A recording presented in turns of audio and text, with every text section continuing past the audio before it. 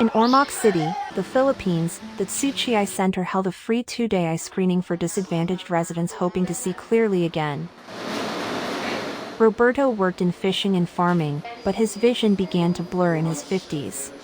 Katarata sa edad o 50. Pikas mata nako, di ko kita. Pero pikas mata ni mo na operahan. Oh, opera. At 62, Shirlita needs clearer vision to support her family.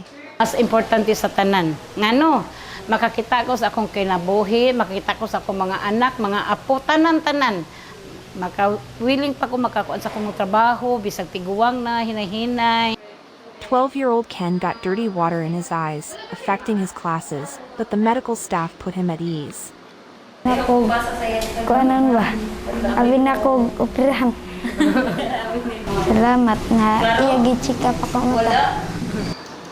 For the 4th year in a row, the Tsuchi Eye Center in Ormoc screened 186 people with the help of 69 volunteers, finding over 60 cataract cases and 25 pterygium cases.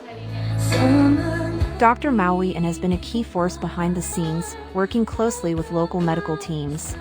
Kining paagi na to, puhon, once na matabangan na ako or namo kamo kanang mga naglisod na gid mga makatanaw, and then makakita na mo kamo pod makatabang pod sa lain.